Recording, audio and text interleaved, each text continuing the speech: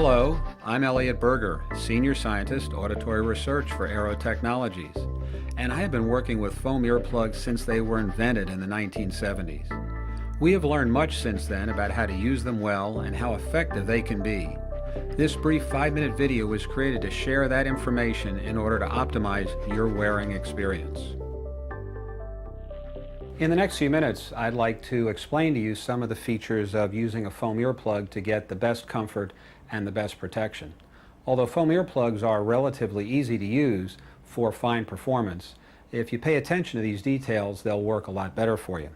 With a foam plug, unlike another piece of foam, for example a bathroom sponge which you squash and knead and squeeze, with a foam plug there's a particular way that you want to prepare it for insertion.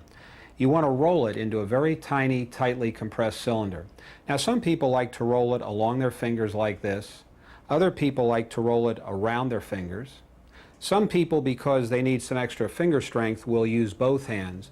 The only thing that doesn't work because it causes a distorted and creased plug is to roll it between the palms of your hands. So I prefer rolling it like this, and this is how I will demonstrate it for you. I'm going to roll it slowly without squeezing it too hard at first. As the plug gets smaller and smaller, I'm going to squeeze it harder and harder.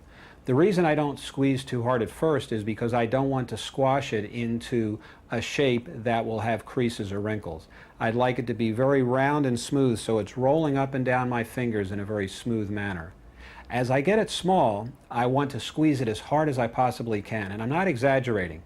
I seriously mean that this is your morning finger exercises. You want to squeeze this plug as hard as you possibly can so that you have a tiny crease-free cylinder that you can then put into your ear.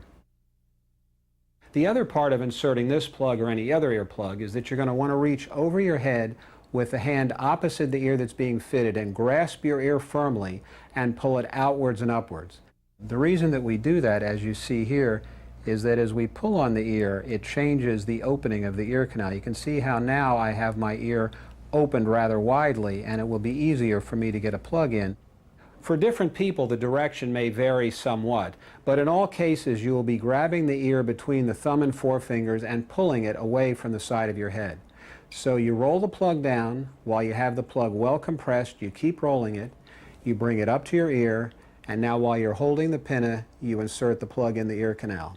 There's no reason to hold the plug because once you've put it in your ear properly, it will expand in place to give you a custom, comfortable fit.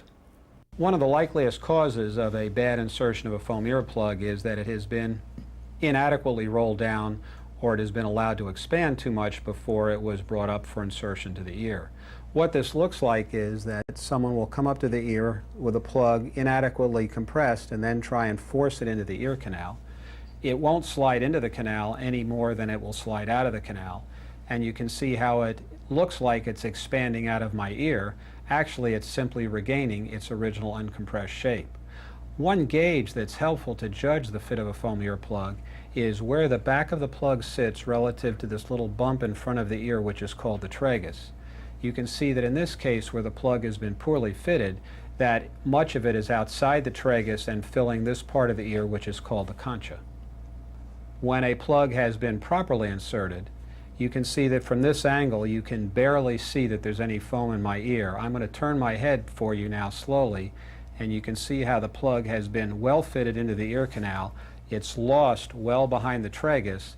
This part of the ear called the concha has no foam in it. The foam is in the ear canal itself.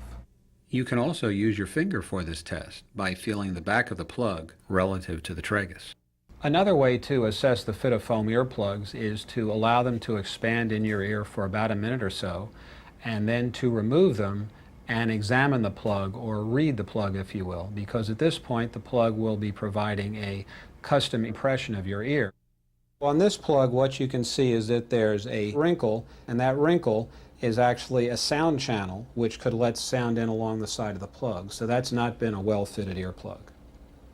Now on this earplug, the tip of it has been mashed back a little bit. I would like to see the end of the plug blunt and square, indicating that it had been allowed to be inserted fully and to expand to fill the canal.